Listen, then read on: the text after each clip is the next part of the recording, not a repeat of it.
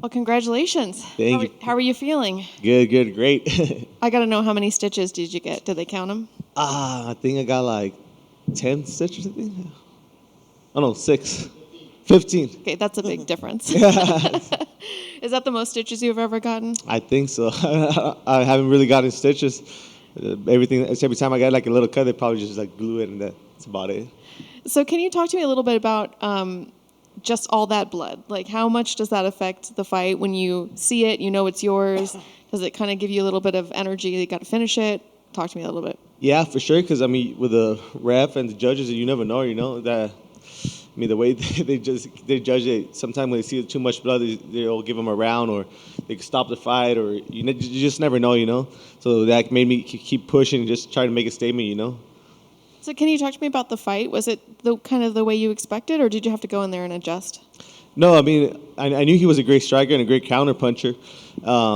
He was definitely like very slick. You know, all those feints, everything he did was just like. It was hard to counter, you know. So I mean, I went in there, hit the body a lot because I mean he's 6'2" or 6'1". I mean his head was almost going off the cage. So I hit the body a lot. I feel like that broke him a little bit, and I got into my takedowns. Were there any surprises? Yeah, I mean how tall he was. When I fought him, I saw that he was 6 foot, and I was like, he's not 6 foot. He's when I saw him the next day, and. Nothing. I mean, he was. I mean, I could definitely feel that the way that he missed weight. You know, I mean, the first round when I was trying to take him down, he did feel a little heavy. Did you bring someone in to mimic his height at all, or did you just kind of train like normal? No, I mean, I was trained with a lot of top people over there in Team Elevation, and I mean, they've helped me a lot. And I mean, a lot of over there, like Neil Magny, he's super tall, so I mean, he was a good training partner for me too. Train out there, Justin Gaethje, he's tall too. I mean, they all helped me a lot. Dober, they're all good people. So you're probably anxious to be watching this fight, aren't you? Yeah, it's really interesting. I was getting stitched, and I was telling Sean, "Can I go see the fight right now?" And he's like, "Worry about getting that fixed first." You mentioned the weight miss. How much did that affect you just on weigh-in day? Did you consider not taking the fight, or what's your thought on people missing weight? I was just like. I mean, it was almost like, I mean, you got to count it from 55, not from 56, you know, so that was almost 4 pounds, so I was just like a little concerned. I felt like it was like a kind of a strategy for him because, I mean, he knows I'm a wrestler, so he was trying to put more weight on me. So I just didn't appreciate it, you know, but at the end of the day, I was like, man, I train with tall people like that. I train with welterweights every day in the gym. I mean, I remember I took up, like, let's not even ask for anything else. Let's just go in there and fight. And I mean, Cub was a big part of it because he told me, like, you got to go out there, make him pay. Like, you got now more motivation, more fire in you, do it for your family. And I mean, Cub, I talked to Cub backstage, and I told him, like, thank you for always pushing me and making me do the right decisions. What about the I don't know what you want to call it, squabble at the end of the fight? We had somebody back here, so we had the sound off, and I didn't hear what happened. Was there something that happened at the end, or what was that about? I was just a little misunderstanding. I mean, when I was on top of him, I felt like he kind of like pushed me off. I mean, I was about to get up, and he kind of like pushed me off. So I was like, "What the hell?" And then he just raised his hands like this. And when I see the video now, I don't know if he was asking for a hug or something, but when he threw his hands in the air, I was like, "Whoa, hell!" Like, if you step on my bubble or something, I'm gonna start punching, you know. And looking at 2022, what was your highlight? This fight, you know, I mean, I got to redeem myself from my last loss, so this fight was definitely a highlight. And what's the goal for 2023?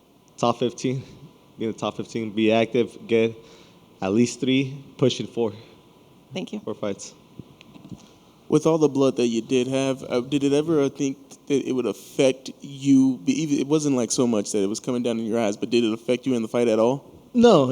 I was just really concerned that they would stop the fight. You know, that was my main concern, and just like seeing what the judges, what they were gonna think. You know, because I feel like sometimes that if let's say people like have sensitive skin, they get jabbed and their eyes all messed up, and he still dominates the whole round. Like sometimes they'll base off on damage. You know, like just like a little black eye or something. You know.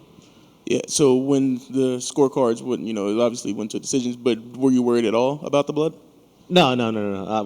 After, I mean, I didn't know if I won the first round, but the second and third, I was like, I for sure won those. I mean, I dominated. I felt like I drowned him. That's all I got, man. Thank you. Thank you. Rafa, felicidades con el triunfo. Muchas gracias, muchas gracias. Obviamente todo el mundo está hablando del caso porque estuvo sangrante la pelea. ¿Cuánto has sangrado así antes en otros duelos? Y si sí o no fue factor cuando te cortaron con el codo. Una de mis peleas tuve un corte aquí, pero nada que ver con esto, ¿me entiendes? Sentía la sangre cayendo así, y luego sentía que estaba la sangre, se siente la diferencia entre la sangre y el sudor, ¿me entiendes? La sangre es caliente, ¿me entiendes? Sentía la sangre bien calientita y decía, ocupo seguir poniendo el paso, ponerme más trucha y quebrar a ¿me entiendes? Porque pues, con los jueces o con el referee no sabes si te la vayan a parar, ¿me entiendes?